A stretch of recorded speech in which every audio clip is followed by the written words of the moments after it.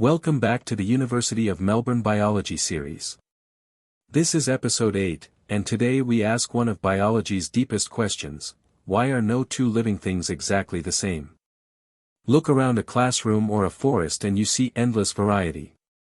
Where does all that difference come from? The answer runs from a single stretch of DNA, up through the proteins it builds, out to the traits we can see, and finally to the tiny errors that keep rewriting the whole story. Over the next 12 minutes we will follow that thread. We start with the gene itself, watch it get read out and switched on or off, see how genes pass on and how their variants shape traits, and finish with mutation, the engine of variation. Let us begin at the source. Let us start with the unit at the heart of all of this, the gene. A gene is a specific sequence of DNA that contains the instructions for making RNA and protein. Those products are what an organism uses to function and to build its traits.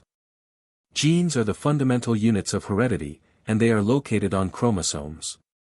So a gene is not the trait itself, it is the coded instruction behind the trait. The information stored in a gene is transcribed into RNA and then translated into protein, and it is that flow from DNA to RNA to protein that lets a sequence of bases become a feature you can observe. Hold on to that pathway, because we are about to walk through each step. How does the instruction inside a gene actually get used?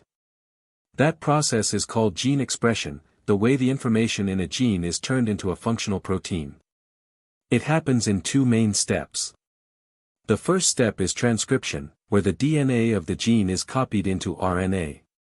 The second step is translation, where that RNA is used to synthesize a protein. So transcription converts DNA into RNA, and translation converts RNA into protein. Put the two together and you have the journey from a silent stretch of code to a working molecule that does a job in the cell. Gene expression, in short, is the whole process of making a protein from a gene. But cells do not run every gene all the time, and that raises an obvious question. Here is the question: if every cell carries the same genes, why do they behave so differently? The answer is gene regulation. Gene expression can be regulated, meaning the cell controls how much protein gets made, and it can do this at various levels, including transcription, RNA processing, and translation. By switching genes on or off and dialing their output up or down, regulation governs cellular processes and ensures proper development. It is regulation that lets one set of genes build a nerve cell and the very same set build a muscle cell. So a genome is not a script read straight through, it is a library, and regulation decides which books get opened, when, and how often. With expression and its control in hand, let us widen the view to whole organisms. So far we have treated one gene at a time, but traits are rarely that simple. Different genes can interact to influence the same biological characteristic, working together through biochemical pathways, developmental pathways, and signaling pathways. These interactions can produce complex traits that are not easily predicted from a single gene. To study how traits are passed on, biologists use genetic models of inheritance. They perform genetic crosses, mating individuals with different genetic variants to reveal inheritance patterns. The classic framework here is Mendelian inheritance, built on principles such as dominance and segregation. These principles let us predict how likely a particular trait is to appear in the offspring of a cross. So we have two tools now: gene interactions explain complexity, and genetic models let us make predictions. If we want to predict offspring, we first need to know how genetic information actually travels between generations. Genetic information is transmitted from parents to offspring, and the key process that makes this possible is meiosis. Meiosis produces gametes, the sex cells, with half the usual number of chromosomes. When two such gametes combine, the offspring ends up with a complete set again, but now assembled from two sources. That is the crucial point: each offspring inherits a unique combination of genetic material from both parents.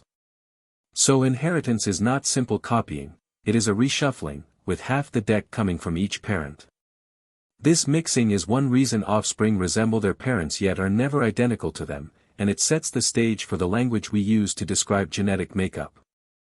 To talk about inheritance precisely, we need a few key terms. The genotype is the genetic makeup of an organism, the actual alleles it carries. The phenotype is the observable trait that results. Alleles are different versions of the same gene. And ploidy describes how many sets of chromosomes a cell contains. These terms connect tidally. A genotype, made of particular alleles, produces a phenotype. Consider one gene with two alleles.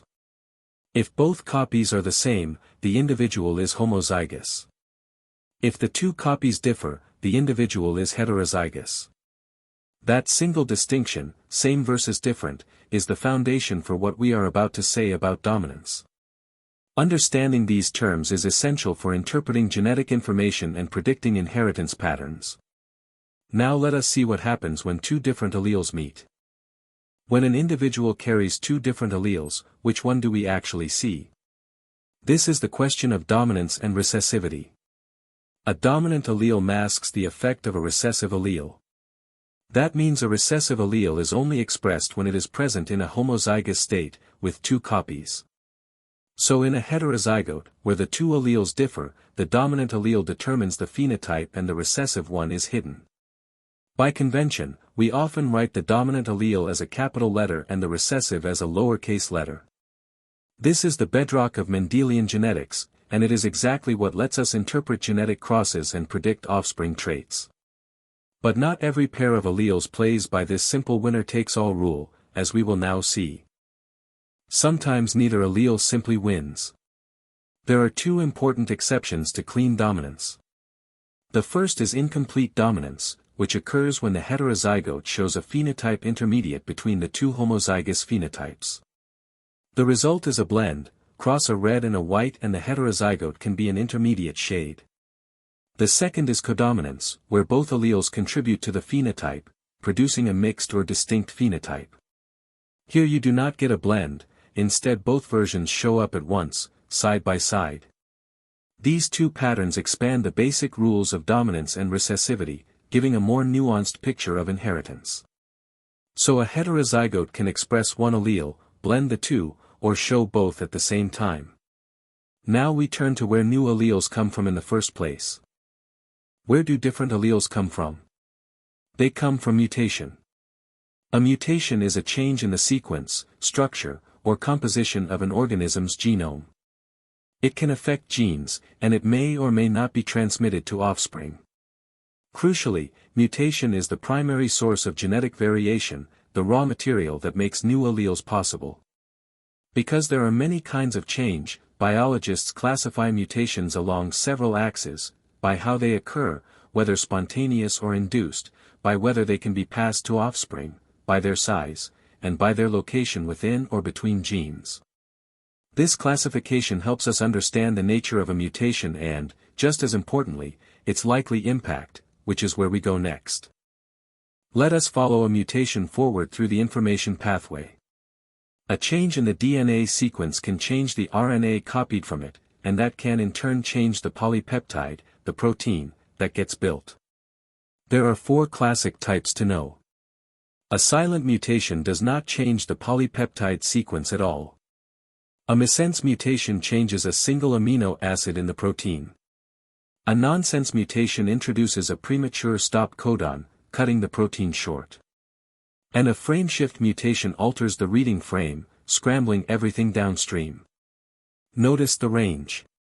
The same kind of event, a change in DNA, can be invisible at the protein level or utterly destructive, depending on what it does to the sequence. That difference in type leads directly to a difference in consequence. So what do these changes mean for the gene's job? Mutations can have a whole range of effects on gene function.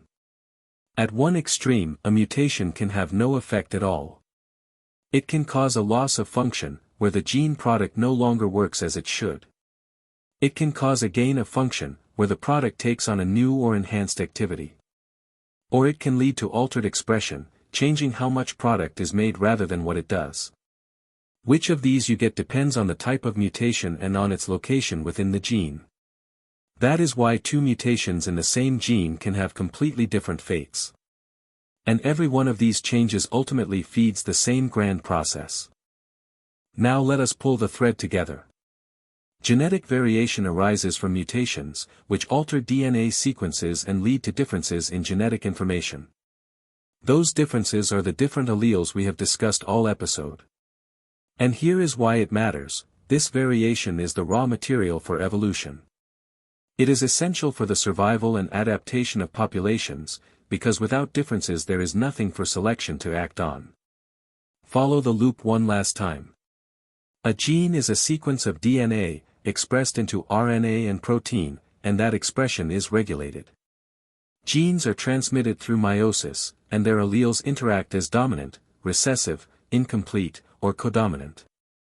And mutation constantly generates new variants, feeding the genetic variation that powers evolution itself. From a single base to the diversity of all life, it is one connected story. See you next time.